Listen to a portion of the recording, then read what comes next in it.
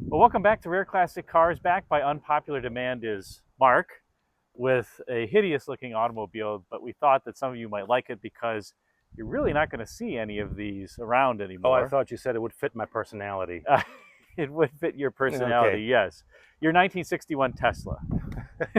we get to that in a little bit, but yes, this is a car that very, very few people are ever likely to see in the flesh or in the metal, so to speak. It is a 1961 Oldsmobile F-85 Deluxe sedan. Thank And goodness you have the Deluxe. It's clearly thank very goodness, yeah, luxurious. it Yeah. needs to be deluxe. It has a little bit of an interesting history for me personally because this was one of those little cars that I've loved since I was a little kid because I had the Johan model kit of the wagon.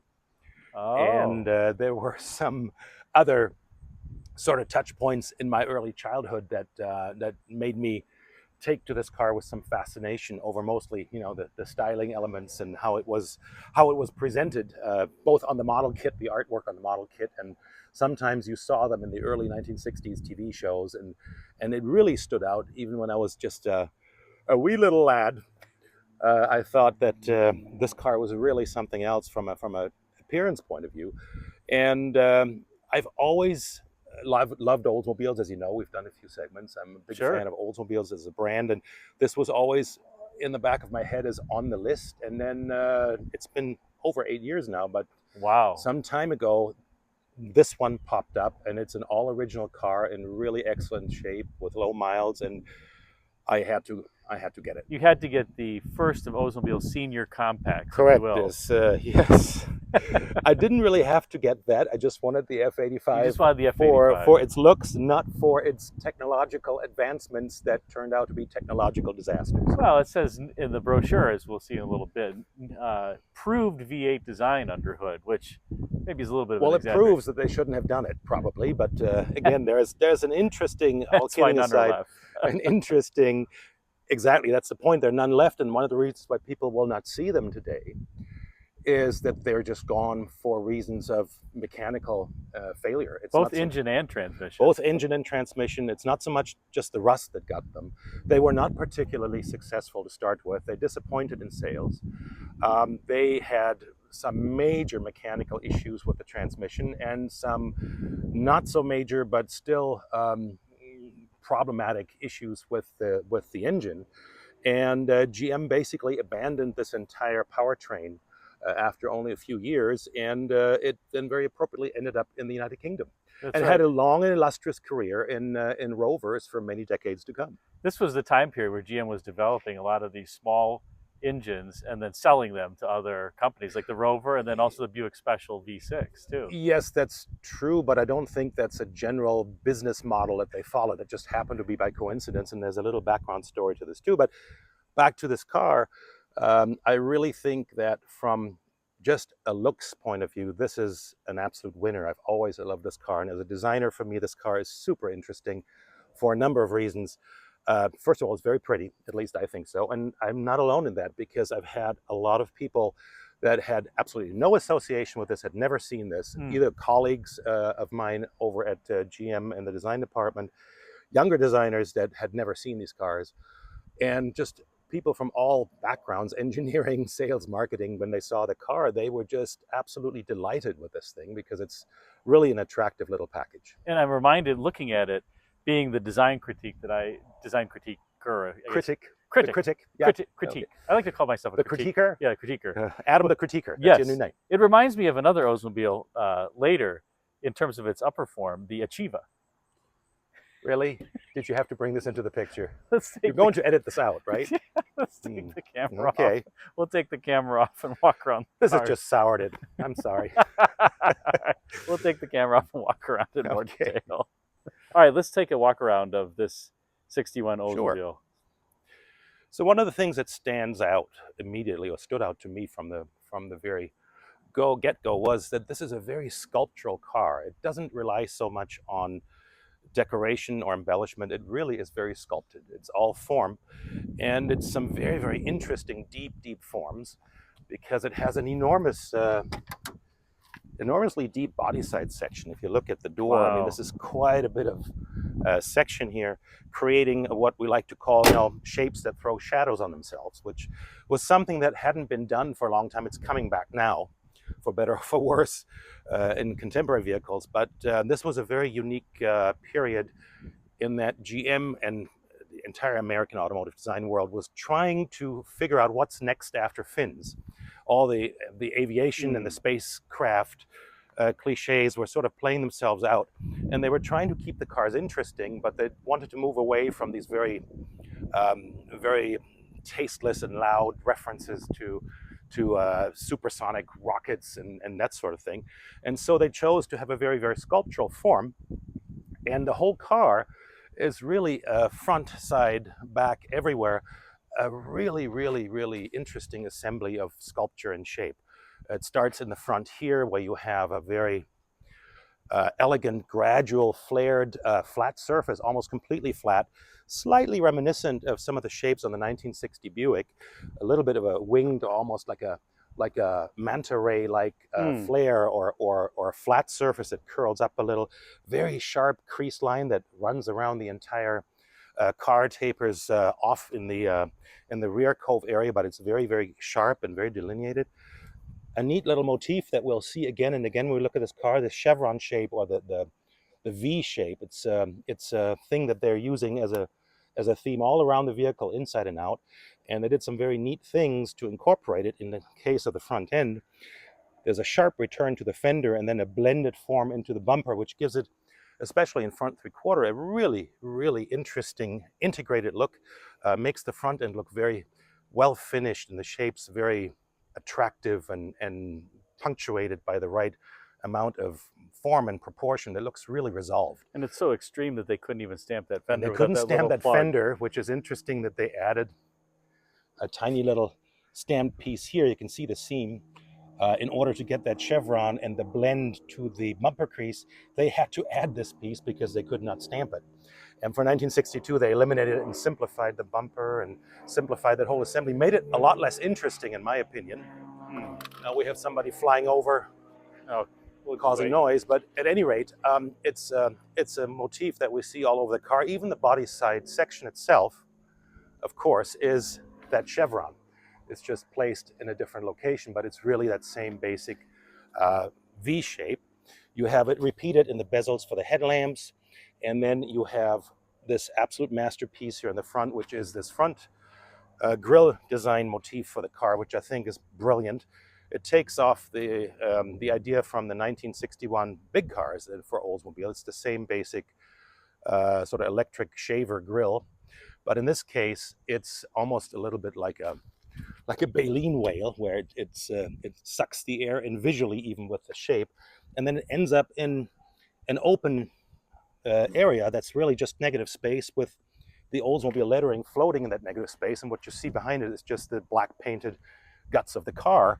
So you actually have a grille design that's really only half a grille, with a really, really big gap. Radiator there. You can see the radiator, but it really is an interesting play on negative space and contrast.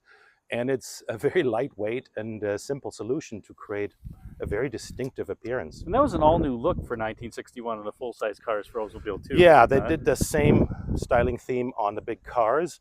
I think they look quite attractive this way, but this one in particular has an almost puppy-eyed, cute look about it that a lot of people comment on. It has a very friendly, I mean, it wants to wag its tailpipe basically when it greets you. It's that sort of friendliness to it, and that's one of the big charms of this car. And was that body side sculpture something that started with the 60 Oldsmobile a little bit? It's that period where they were trying to replace the fins as the primary element of interest.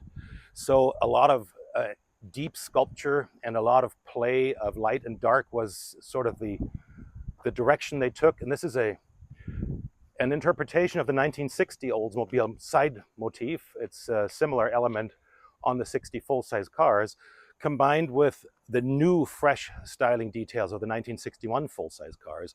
And this car sort of blends the characteristics of the 60 and the 61 era. And then it has a very traditional and very harmoniously proportioned upper, the cabin, big glassy 6-window configuration. very, very nicely proportioned to volume. And then similar to the front end, the deck has a very gentle taper. It's the same kind of form language, very flat, very horizontal, very, very elegant shapes that have a lot of tension here. They're very simple, but they're very interesting because they place the crown of the shapes and the accent of the shape in an area where you get maximum interest from the surface. Here again, the chevron reappears in the section where the tail lamp bezels are placed, and it creates a cove, a concave feature all the way across. A different interpretation of the Oldsmobile block lettering, in this case applied just to the painted cove, but the same basic elements that the front end has in a totally fresh and different interpretation. And that's something that really makes this car stand out to me. It's really resolved and really harmonious. You walk around it. It's interesting. It's very entertaining, but it's not overdone. Now, what's the story with the Tesla logo that appears everywhere on this car? I don't know what the story is. I don't think it was clairvoyance. A lot of people have commented. It's everywhere. You're not the only one. It's a stylized T, right? Looks a little bit like the Tesla logo. Pure coincidence. I don't know what it means. I could only imagine it means some kind of aeronautical or aircraft reference, because the F-85 nameplate was actually a Motorama show car that GM made in the mid-50s. And of course, that had a very, very strong jet fighter design theme. And this could look a little bit like a stylized rocket or plane. It's kind of like a rocket facing this way. I haven't found anything in the archives as a specific reference to this logo, but that's kind of my interpretation of it. Yeah, it's a super handsome car overall, and you can see in this sunlight the interior, this great, what would you call that? Almost like a... Well, it's got golden mylar, gold effect mylar in it, which was very common in those days. This is the deluxe interior, so it has this interesting Aztec pattern door trim. And here again, there is a V motif. If you look at the door trim, if you look at the center of the seat, yes. if you look at the way they painted, not very well by the way, the color breakup on the sides of the instrument panel, there is that V motif again. It's all over the place. Beautiful door panel too. Very beautiful door panel. It's actual real cut and sew. It's stitched here with applied vinyl accents. And there's that logo again. Hard upper though, right? Hard upper, painted upper. Now these cars were called the senior compacts, of course, because they were bigger than the Corvair. These were the Y bodies. The Corvair was the Z body. And they have a 4-inch longer wheelbase. This is 112 for an overall length of about 188 inches and about 71 inches wide. So they're actually fairly substantial cars from a length and width point of view, but they're only 52.5, 53 inches tall. And so the seating position, as you just noticed getting into it, is extremely low and not very comfortable. One of the ways to get 6 people in here is to pick very slim people and put them very low against the floor. So the seating position is awkward, which is a typical characteristic of cars from that vintage, which try to achieve super lowness. Kind of a legs out position, but you do have a very small hump here because of the wonderful roto-hydromatic. Yeah, before we get into that part of the story, another remarkable feature is, of course, the lightness of the interior design with that floating binnacle, that little pod. It found different interpretations between the Buick, the Pontiac, and the Oldsmobile. The Oldsmobile had this floating pod. The Buick had a bigger applied over bezel, and the Pontiac had its own design as well. So they all utilize the same basic instrument panel. The metal is the same between all of those cars, but they had their own unique binnacle, and they were just applied over in a different fashion. And in this case, it just floats like a flying saucer on top of the dashboard. Beautiful wheel too. With this beautiful wheel. It's an center. Absolutely glorious way to get your chest caved in a frontal collision. This is a safety wheel, Mark. It is a safe. The question is, safe for what? I really don't know what the safety aspect of these wheels was, but yes, it's a safety wheel. Very typical of Oldsmobile. The very gracile, very dainty switchgear, very slim turn signal stalk, and the shift selector for the roto-hydromatic, very, very elegant and very thin. That was an Oldsmobile trademark. The 59, even starting perhaps with a 58 through early 60s, Oldsmobiles had very, very slender and almost caricatures of switchgear because it was so impossibly thin. Lots of headroom in here, actually. Decent headroom. You can fit 6 people in here. We've managed to. It's not comfortable for 6 adults, but it is definitely comfortable enough for 4 adults and maybe some smaller people, some kids in the middle, because of the aforementioned low tunnel height. The floor tunnel is very small.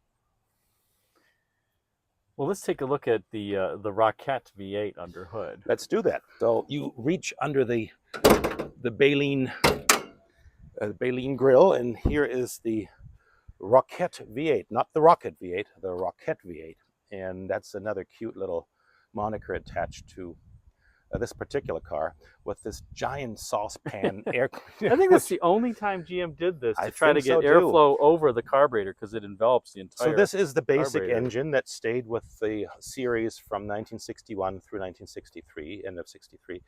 And this was the 155 horsepower 215 aluminum V8, which of course is a Buick block, basically, that was originally developed for, I believe, the LeSabre show car in the early 50s. At least they started developing a 215 aluminum V8 for that vehicle.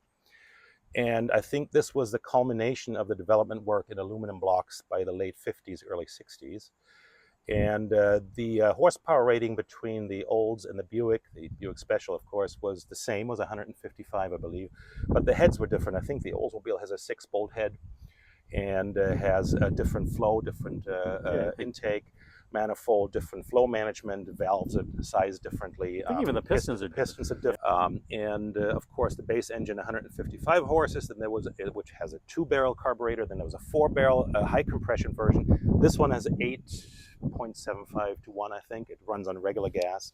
And then the 185 horsepower 4-barrel carbureted version has, I think, a 10.5 to 1 compression ratio, or 10.25 to 1. It's pretty high. It requires premium gas for sure. And then, of course, this also was the first turbocharged passenger car engine in 1961. For the methanol injection. Correct. For the 1962 model year, in the fall of 1961, GM introduced both on the Corvair and on this car the first mass-produced turbocharged automobiles for the mass market. And I think it is worldwide. I don't think there was anybody who had a mass-produced passenger car with a standard turbocharger before GM. Of course, again, didn't work out so well because it required the injection of this special turbojet fluid. Turbo rocket fuel that was supposed to cool down the fuel to prevent detonation. And then when people didn't replenish the reservoir, the engine detonated. The engine detonated and self-destructed. Can you start it up and we can Of course I'll start it up. We can hear the Rocket run. And there's very little rocket in the Rocket, I have to say, because it's a very quiet little engine. And this car, having only 33,000 miles on the clock, and it's all original miles, it still runs very, very well. It's very smooth. And the engine itself, the way it performs, is actually quite a delight to drive. Yeah, then there's the transmission. There's the transmission, which kind of ruins the experience. It does to a certain extent. We can talk about this a little later, but you see how original this car is. It still has the original inspection markings on some of the metal parts, and I'm missing, unfortunately, the car came without the complete windshield washer, but I'm missing that right at the moment. But other than that, it's a completely original vehicle. The paint is original, interior is original, and the powertrain runs great. The engine runs really well. The transmission, to segue into that chapter, did not run so great, and that was the Achilles heel of this car, and it's one of the main reasons of why there are so few left. They all pretty much failed around 30,000 miles. Mine failed around 30,000, and in that regard, it's very reliable. Oh, very cool, Mark. Well, let's close up the hood and see one more walk around here. But just like you said, kind of a delightful, smiley face, puppy tail wagging. It's very friendly. That was loud. It's still built of some steel aside from the engine. It is, and it's still, because of its low miles and its relatively low wear, it still has that Fisher body feel. The sound of the door closures and everything is familiar to people who maybe remember a new body by Fisher GM car. It certainly seems like it. You can see it's very original. It's got the original, amazingly big trunk. a very too. large trunk. The packaging was quite good. It's not a very small car either. I mean, these were called compacts, but if you compare them in size, they were they were about the size of a Mercedes-Benz Fintail car. 112-inch wheelbase, I think, right, and about 188 to 190 inches long, depending on which version. The later, the 1963 ones were lengthened somewhat too. It's not exactly a tiny car. So you're actually getting, if it's 190 inches long, you're getting close to kind of the mid-80 C-body length. Yeah, almost. Yeah, it's not a small car. It just looked small in 1961, but it's not a small car. Again, a very, very nice build quality in terms of the metal finishing. Not very nice build quality in terms of tolerances, because this car has some very crooked door fitments, but other than that, it's a very classic body by Fisher GM feel. When you close the doors, they sound good, and it has a well-built feel about it. Well, great. Well, thanks, Mark, for showing this to us, and stay tuned for some upcoming comparisons of this vehicle versus some other Cutlasses and compacts. There's an interesting story arc with this car when you have a 1973 Cutlass, and you also have a 1984 Omega, and I think there's some interesting stories to tell with those cars. Another point I wanted to mention, which is kind of cute, and it's trivia, but I think it's an interesting point. This was the basis for the Oldsmobile Cutlass, of course, which was introduced late in the model year, 1961 model year, I think in March of 1961. And they made about 10,000 Cutlasses. Overall, these disappointed, and that's the reason why they disappeared for 1964, and they became more conventional, bigger, and on intermediate platforms, because the price of this car, the base price, was $2,500, and for $2,500 you can get a nicely equipped Chevy Bel Air or something in the low price field with some equipment. And then this deluxe model with automatic transmission and maybe a few equipment items, it easily scratched the $3,000 mark. So now you're in dynamic 88 territory. Exactly. Now you're looking into a territory where you can get a full-size car. So the sales of these disappointed somewhat. I think they sold 70,000-ish. About 70, 80, maybe 90,000 the second year, but they weren't up to what they had expected. And so they revamped the whole concept and pushed them onto a more conservative platform. But the interesting thing is that as soon as the Cutlass came out as a specialty personal luxury little model, it took over in the sales. So by 1962, it replaced this model as the best-selling model. By 1962, the Cutlass was the bestseller. And it sort of heralded the coming of that personal luxury age, that, you know, the Thunderbirds and the Mustangs, and I mean, to various degrees, the pony cars are not necessarily personal luxury, but that whole genre of personalized vehicles, sportier coupes, it started happening early in the 60s, and this whole market trend was probably what led Ford and Lee Iacocca to greenlight the Mustang eventually, because there were a lot of people who paid a little bit extra for a smaller car that was a bit more deluxe. Well, thanks to Mark for sharing his F-85 with us, and stay tuned for more videos in this car and some comparisons with others. Thanks again for watching.